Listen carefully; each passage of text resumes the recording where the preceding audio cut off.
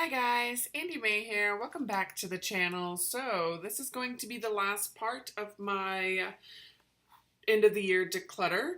This is my eyeshadow palettes and my eyeshadow like singles, so basically all eye things.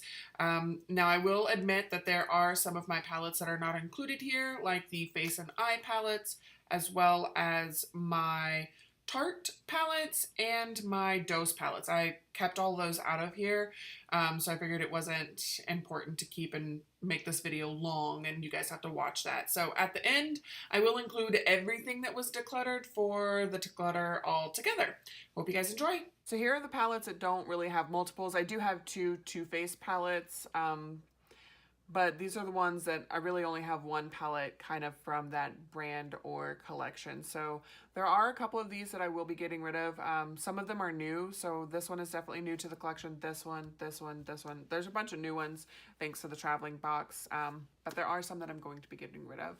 So the first one is this After Hours by Bad Habit. Now, when I opened it, I was like, oh my god, it's gorgeous. I love it.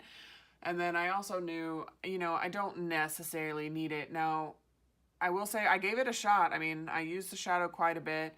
I do get like 1-2 looks out of it that I really like, but my issue is with the actual eyeshadow.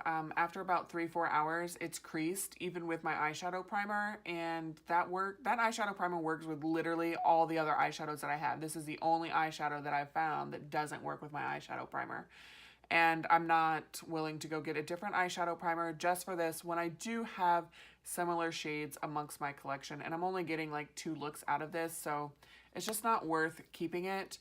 It is very pretty though, and I do think the shadows are pigmented, blend well, and that they just don't last on my eyes.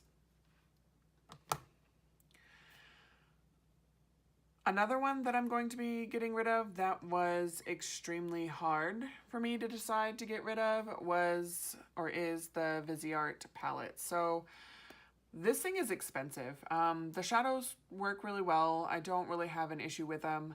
I do feel like they are a little drier, on the drier side, kind of like the Just Peachy by Too Faced. They're not as like buttery smooth, I feel. That's just my personal opinion. So it's hard to kind of decide to get rid of this one, but I honestly have not reached for this a single time this year. You can see I've used the palette before. I mean, I've used a few of the shades. I got this because I was like, oh, it'll be the perfect companion palette for all my other palettes. But every time that like I really need a shadow from another palette, honestly, what I pull for is my singles. I don't really pull for this, so I'm not using it. It's $80. I mean, granted, I had a coupon and a gift card and like all sorts of stuff, so I didn't pay $80 for it, which is nice, but the money's spent. I'm not using it. It needs to go. Another palette that I am going to be getting rid of is the Just Peachy by Too Faced. This palette's really nice, and I do feel like they are a little drier than I would personally prefer, but the colors are really pretty. I didn't have anything like this when I got that palette until I got the Sassy Siennas by Dose of Colors. And then I'm like, you know what? I've got these colors, match those perfectly. And that's what I was going for. Like this little chunk is what I was wanting out of this palette. So I feel like there's no point in keeping this one when I like this formula more. There's no point in having both, so I am getting rid of this one. I will say for the Makeup Revolution one, I did try to dupe colors out of this one because I actually enjoy these.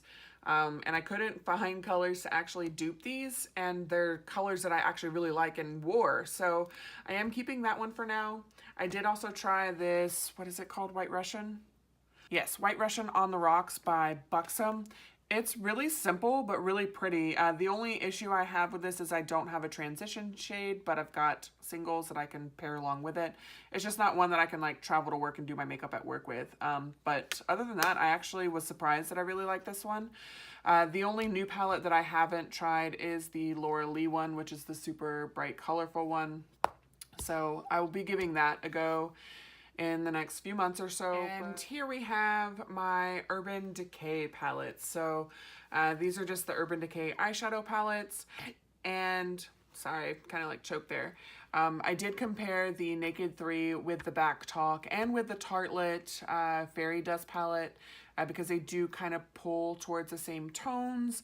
And I compared the Naked Heat with the Tartelette Toasted, as well as some of the shades from the Anastasia. So I was comparing shades across the palettes, like not just looking at it going, oh, I'm totally inspired by this, I'm keeping it. I did compare.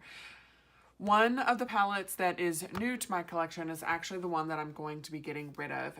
It still has the little like brush in it and everything. This is one where I was like, no, it'll be great. I haven't had a Naked Basics palette in a while. And it did work. I mean, I used these two shades with one of the other eyeshadow palettes that I'm keeping. But it just doesn't, like, I look at it and I'm like, oh, I can use that shade for this, but I just feel like I don't need this. So while it still looks really nice, I will be getting rid of it and passing it on to someone else. Okay, so here we have my singles and one trio. I went through and swatched everything and really decided what I was going to keep. There are some new additions from last time, but I really kind of narrowed everything down. Now, I had already gotten rid of some of the Inglot shadows. I am keeping these 4 and getting rid of these 6. I pulled out 2 e.l.f. eyeshadows. They just aren't as pigmented as they once were. And these 2 by ColourPop, which I don't like. I just don't like. They're pretty. Just on me, I'm not using them, so there's no point. I've been keeping this Plaid to the Bone by Wet n Wild a lot because these 2 shades are gorgeous, but I have a couple shades that look a lot like this, so there's no point in keeping this trio. I have not used it a single time this year, so I think a whole year of not using it is just proof that I don't need to keep it. I did kind of regroup things, which is weird. So all my like neutrals are on this side. My warmer shades are here, but I do have a little like mauve-ness going down at the bottom that ended up happening there.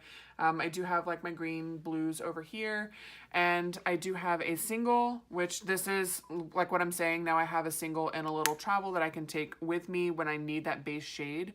I have a loose one that came from a friend. I've got a couple of the like cream type shadows, a couple glitter liner ones, and then a single by Dose, which is crazy gorgeous. A lot darker than what I prefer, but still really, really pretty. So these are actually going to be all leaving for the declutter.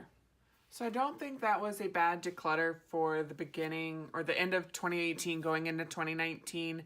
I got rid of 4 eyeshadow palettes, a trio, and 10 eyeshadow singles, getting rid of a total of 6 lip products, and a total of 12 face products. So I really think that's a nice chunk to kind of move out that I know that I'm not using. I don't think that was bad at all. Anybody ready to do another makeup box?